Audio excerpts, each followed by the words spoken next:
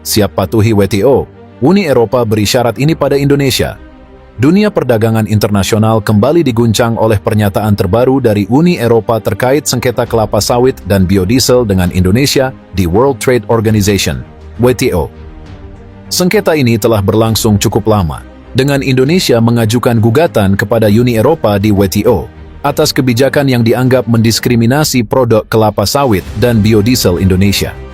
Dengan keputusan WTO yang akhirnya menyebutkan bahwa Uni Eropa memang telah melakukan diskriminasi, hadirlah pernyataan baru dari Uni Eropa yang mengindikasikan kesiapan untuk mematuhi keputusan WTO, namun dengan syarat yang bisa dibilang cukup memberatkan bagi Indonesia.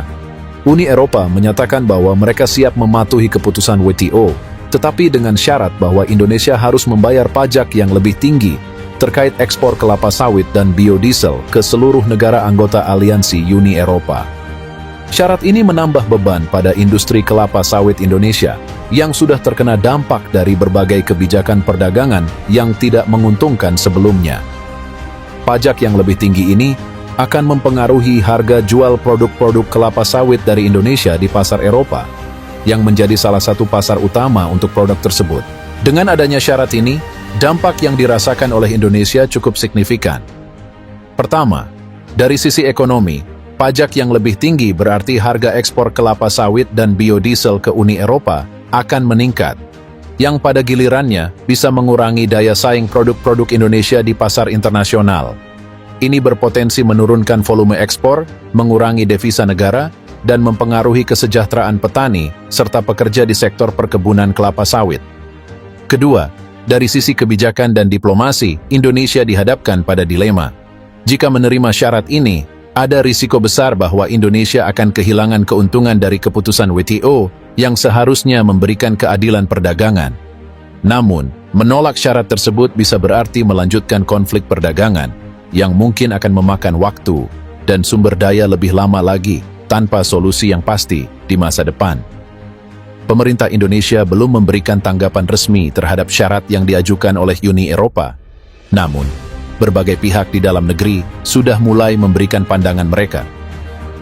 Asosiasi Kelapa Sawit seperti Gabungan Pengusaha Kelapa Sawit Indonesia, GAPKI, menyatakan bahwa syarat ini sangat merugikan dan tidak adil.